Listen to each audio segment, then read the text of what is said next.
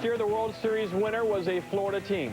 2 years ago, the Super Bowl winner was a Florida team. Will the Lightning make it 3 years in a row for the Sunshine State? They're a hockey team or an NBA team. And take home Lord Stanley's Cup. Yeah, no NBA team yet. The Heat haven't come through, or the Magic. Welcome in. There's Barry Melrose. I'm John Butchergrass, and let's get right to it, Barry. The Bolts can move on with a win over the Canadiens. It would be a sweep.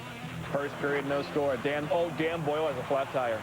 Well, he hasn't made many mistakes this series. That's one of them, and it goes right on to Sundstrom's stick, who hasn't scored in this series. So sort of first things happening for a lot of people. Boyle trying to back up, throw it through the middle, just catches a rut. The ice in most NHL buildings aren't much good anymore, and Sundstrom probably scores the easiest goal in Habibul in this series. He'd like to have that one back. Saw St. Louis lose his edge a couple times as well early in the game. Skate problems. He has a lot of skate problems, that kid. Meanwhile, the Bolts keep the pressure on, trying to get the tying goal. Meanwhile, the Canadiens almost make it 2-0. Zednik, yo ding dong. The Canadiens were by far the best team in the first period. Tampa Bay's very, very lucky the score wasn't 2-3-0 at this time. Habibulin gets out there, puck gets cleared away. It could easily went into net. Actually, Zednik got hurt in the play, did not return in the game, John. That's right. Second period, same score. Nikolai Habibulin. So good in those wraparound attempts where he covers the entire ice. Takes away the bottom of the rink with that butterfly stick on the ice, gloves up. You got to put it up under the barn. When you're that close, John, it's hard to do that. No! Surrey's shot gets behind Habibulin. Look at Mick Magoo trying to get off the ground. What's he doing? Looks like he's doing some sort of a dance. Tick, tick, tick, tick, tick. Oh, man. Things are going Nicky's They're good and lucky. And that's a good combination. lethal combination. All right. The Bolts are still down, though. 1-0. They tie it. And boy, do they tie it. Good to be lucky right there. Off the foot of Dan Boyle. LeCavalier and Andrechuk get the assists on that goal. Everything Vinny does is touching to gold, and another man as well. Brad Richards is emerging as a star, Barry. He makes it 2-1. Apinasenkov gives him the puck, gets it back again. Good passing by those two guys. Richards is just flying right now. Everything he touches, as he said, is working out for the Tampa Bay Lightning. Third period. Jose Theodore. Watch this. Boop. Little boot save right there. Theodore was very good in this series, John. Certainly not his fault that the Montreal Canadiens are down 3-0. Alexei Kolov had a nice game. He was creative, but can't beat Nick down low on the ice. Probably his best game of the series, John. I thought Alexei played physical hockey, went to the net hard. Here he's on Daryl Sador. If Alexei played like this all the time, folks, with grit and some passion in his game, he's one of the 10 best players in the world, night in and night out. He's a free agent after the year. Perhaps he was auditioning. Maybe he could be back in Pittsburgh if he takes a pay cut. Meanwhile, still 2-1, and Frederick Modine's going to wrap this puppy up. Holy shnikey, the Bolts have swept the Canadiens. The storied Canadiens, the young upstart Bolts, who've never done anything in the playoffs. That's because the Bolts have all the French Canadians, John. Yeah. The Lightning reached the conference final in 9 games. Since 1987, the year the NHL switched the first round to a best-of-7 format, they're the 8th team to reach the conference final in 9 games or less. 5 of those 7 teams went on to the Stanley Cup final, and 4 of those 5 to advance won the Cup.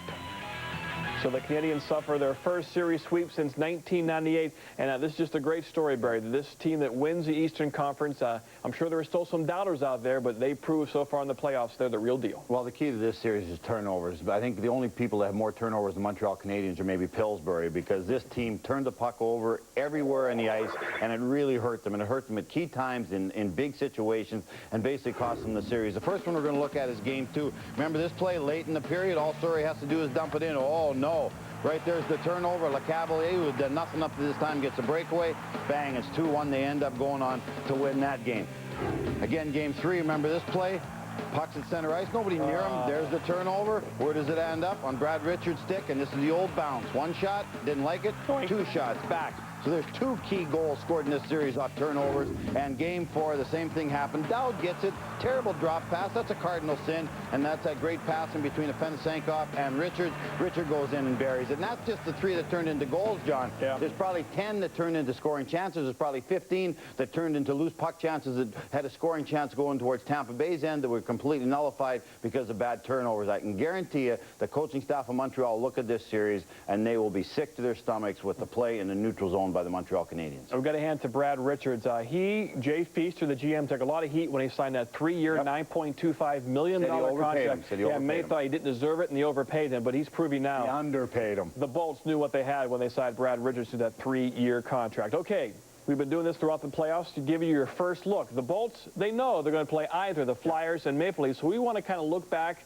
to the regular season and see how they did against both these teams, because they're going to play one of them next. Lightning and the Flyers.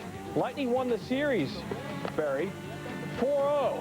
Martin St. Louis played well. Andrechuk fed St. Louis in that overtime winner on December 18th, and Nikolai Habibulin had a 1.98 goals against average. But quite a bit higher than the one he's got now. Cabina, slap shot for the point, LeCavier.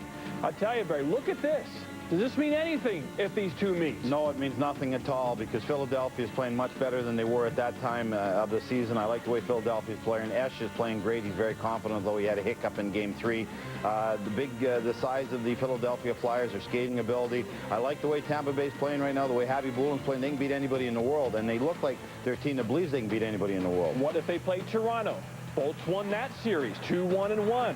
But one loss was a 3-0 shutout by Eddie Belfour. Brad Richards, we just mentioned him in a strong playoff.